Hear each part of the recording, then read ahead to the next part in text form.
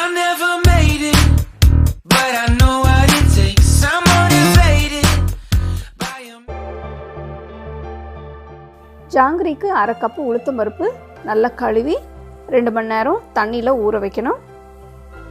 ஊற வச்ச உளுத்தம் பருப்பை மிக்ஸி ஜாரில் போட்டு இதில் 4 டீஸ்பூன் அரிசி மாவு, கொஞ்சம் கேசரி பவுடர் இதையும் சேர்த்து கொஞ்சம் தண்ணி விட்டு நல்லா அரைக்கணும்.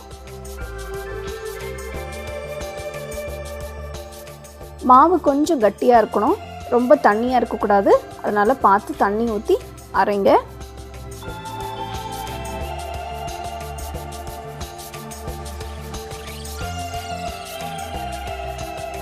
அடுத்தது சர்க்கரை பாகு செய்யறதுக்கு 2 கப்பு சர்க்கரை, 1 கப்பு தண்ணி ஒரு சாஸ்பேனில் எடுத்து சர்க்கரை நல்லா கரைஞ்ச பிறகு அதில் அரை டீஸ்பூன் பால் போட்டிங்கன்னா அந்த மேலே இருக்கிற அழுக்கெல்லாம் நல்லா சுத்தமாக வந்துடும்.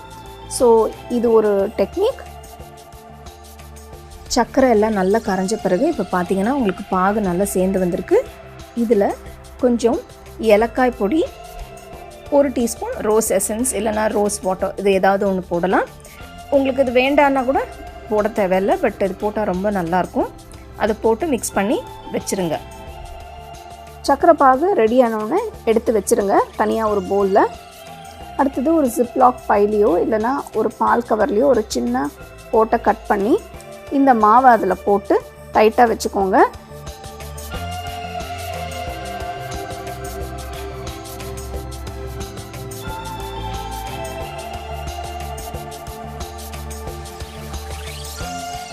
ஒரு பேனில் எண்ணெய் ஊற்றி எண்ணெய் காஞ்ச பிறகு உங்களுக்கு பிடிச்ச ஷேப்ஸில் நீங்கள் அந்த ஜாங்கிரி மாவை பூ மாதிரி பிழிஞ்சு அதை ஃப்ரை பண்ணணும்.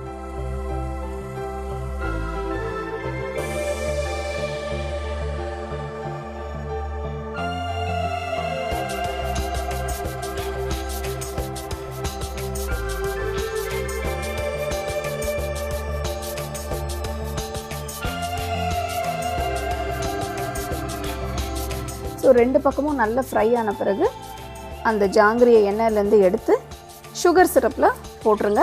சுகர் சிரப்பில் கிட்டத்தட்ட ஒரு அட்லீஸ்ட் ஒரு 8 to 10 மினிட்ஸ் அதில் வைக்கணும். 10 நிமிஷம் கழித்து நீங்கள் இந்த ஜாங்கிரியை சர்வ் பண்ணலாம். ஸோ ஜாங்கிரி செய்கிறது எப்படின்னு பார்த்தீங்க இல்லையா?